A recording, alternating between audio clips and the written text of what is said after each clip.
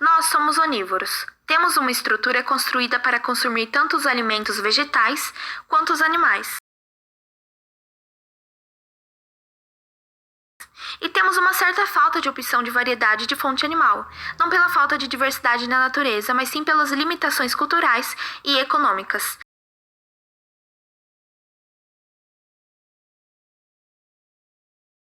Tanto que só podemos classificar alimentos diários em nossa alimentação a carne e o peixe. Então, no capítulo Por Campos e Mares, será colocado o que faz com que as proteínas animais e do mar se pareçam e cozinhem de modo tão diferente.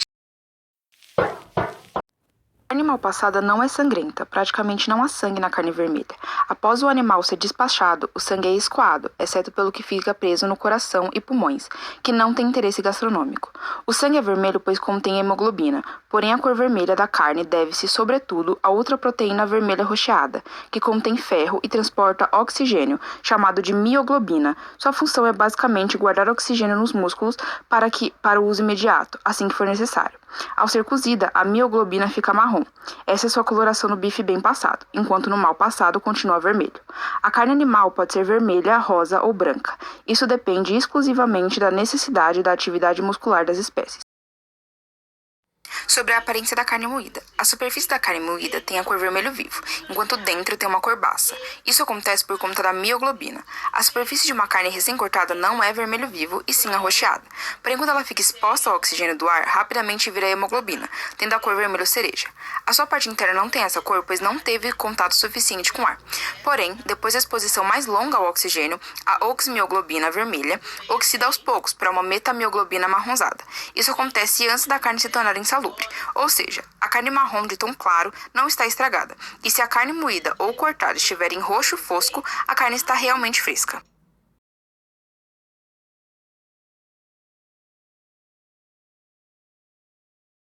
Os ossos são ingredientes essenciais na elaboração de uma sopa, um caldo ou um ensopado, tão essencial quanto a carne, os legumes e os temperos. A estrutura material dos ossos é mineral, fosfatos de cálcio, mas ele não se dissolve ou se decompõe na água quente, então não poderia contribuir com sabor algum para o caldo. Porém, os ossos contêm também materiais orgânicos, como cartilagem e colágeno, que é uma proteína que se degrada em gelatina mole quando cozida. Então, os ossos, na verdade, contribuem para o caldo com uma sensação rica e untuosa na boca. As partes duras dos ossos parecem ser sólidas, mas contêm uma surpreendente quantidade de água, fibras nervosas e vasos sanguíneos. Além disso, um osso típico é feito de 3 camadas. O miolo é um material esponjoso contendo um monte de deliciosa matéria orgânica e nos ocos dos ossos longos há o tutano, e é por isso que se deve cortar ou quebrar os ossos antes de pô-los no caldeirão. Fora do miolo fica a camada dura, principalmente de material mineral, seguido por uma membrana externa dura, fibrosa, chamada de periósteo. Então, guarde todos os seus ossos no congelador para o dia que você for fazer um caldo.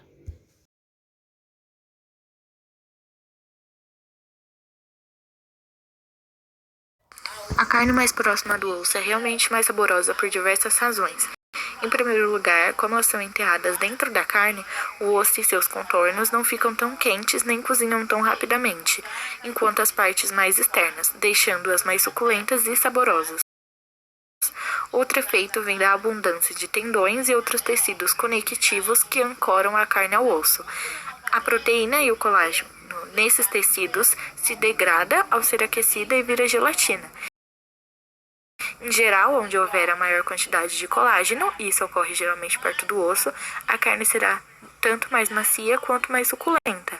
E um terceiro efeito é que em determinados cortes, como nas costelas, há uma porção de gordura perto do osso, que é deliciosa.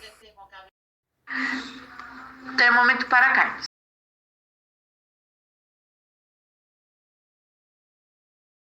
Os livros de culinária avisam que, ao usar o termômetro para testar o ponto de cozimento de um assado, nunca deve deixá-lo tocar o osso.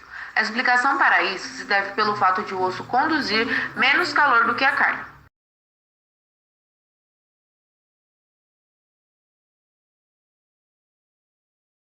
Para começar, o osso é poroso e as cavidades de ar são isolantes de calor.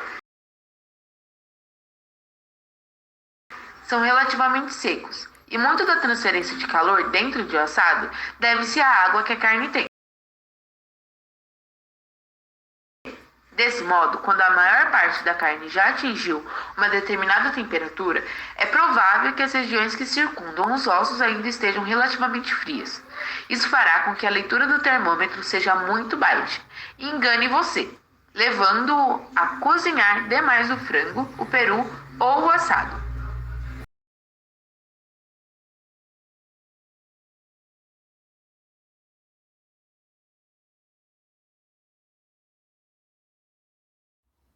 Temos diversos modos de se preparar um presunto, mas geralmente eles passam pelos seguintes processos: de salga, onde os presuntos são curados com sal e outras substâncias que inibem o crescimento da bactéria fonte do veneno de botulina, contribuem no sabor e formam um composto químico chamado de mioglobina de óxido nítrico, que faz a carne assumir sua cor rosa brilhante. Temos também a defumação, que a maior parte dos presuntos são defumados, eles não precisam ser mais cozidos antes de serem ingeridos. Temos também a secagem, que penduramos o presunto por longos períodos em ar seco para matar as bactérias. E por último, temos a condimentação e maturação, que o presunto pode ser recoberto com vários condimentos e deixado anos a maturar. Com a maturação, ela pode criar uma camada de mofo, que pode ser raspada antes de ser comido, ou parece horrível o mofo, mas geralmente a carne é maravilhosa por dentro e o mofo não causa nenhum mal. A salmoura parece ser a febre do momento, como se os chefes do mundo e os autores de culinária tivessem subitamente descoberto a água salgada. Mas qual é exatamente a sua função? Bom, a salmoura é uma técnica que consiste em mergulhar a carne de peixes ou aves em uma solução de água e sal. Nesse caso, o resultado é uma transferência de água da salmoura para as células, tornando o pedaço de carne mais suculento. Portanto, a salmoura é muito mais eficaz para carnes relativamente sem gosto e as magras, que tendem a secar ao serem cozidas. A água salgada e o sal seco não têm o mesmo efeito sobre os alimentos. A osmose funciona porque há uma diferença na quantidade de água disponível entre os dois lados das membranas das células.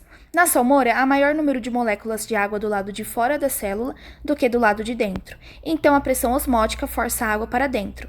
Mas quando você cobre um pedaço de alimento de alto teor de água, e isso aplica-se praticamente a qualquer alimento, com sal sólido, uma parte do sal se dissolve em umidade superficial, produzindo uma película de solução salina extremamente concentrada, com uma proporção de água extremamente baixa, mais baixa do que de dentro das células, assim retirando a água do alimento e formando uma película externa. Colheres para caviar. Vi num catálogo diversos tipos de colheres para caviar com preços exorbitantes.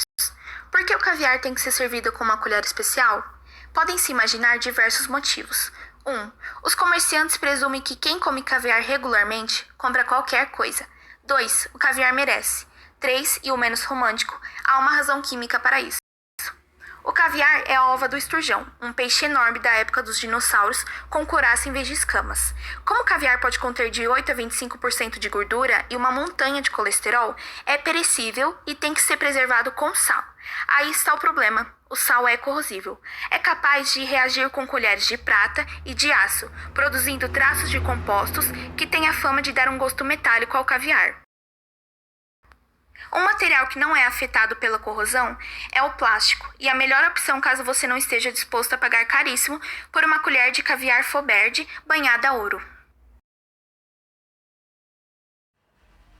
A verdadeira carne branca. A carne de peixe e crustáceos em geral são brancas. O tráfego pelas águas não é considerado exatamente um exercício de desenvolvimento muscular, por isso são carnes de tonalidades claras. Os peixes mais ativos, como o atum, têm mais mioglobina, tendo uma carne mais escura.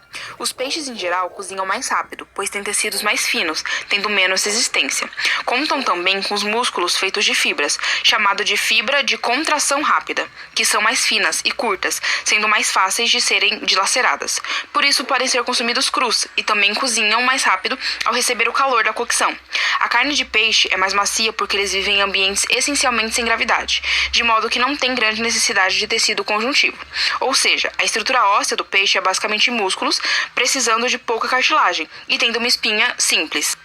Essa falta de tecido conjuntivo significa uma relativa falta de colágeno, então a proteína se transforma em uma gelatina suculenta quando aquecida.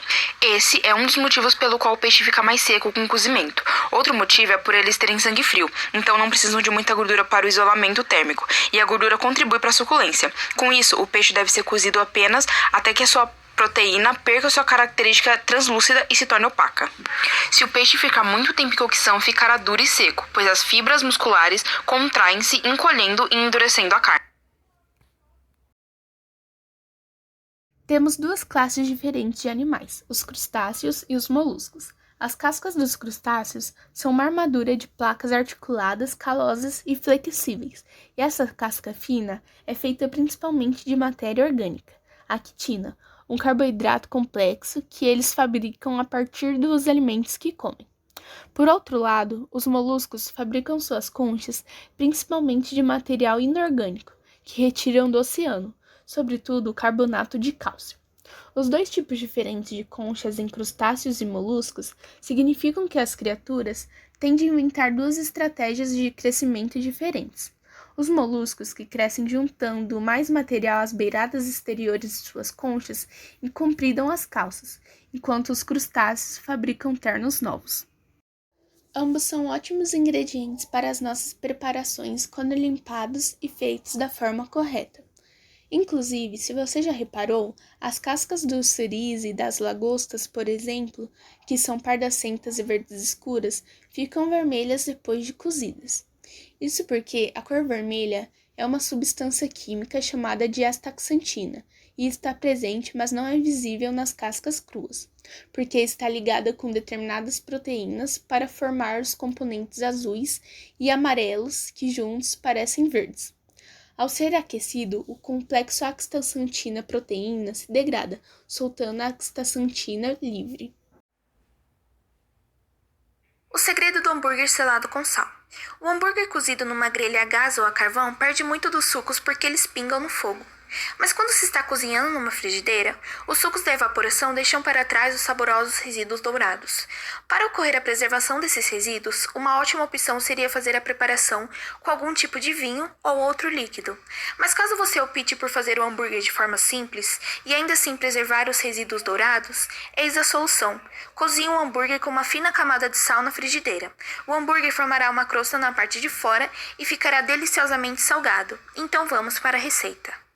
Na minha preparação, foi utilizado 400 gramas de carne moída e em média uma colher de chá de sal.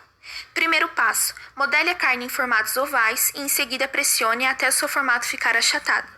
Segundo passo, salpique sal uniformemente na superfície de uma frigideira até que se forme uma fina camada. Em seguida, aqueça essa frigideira salgada durante 5 minutos em fogo médio.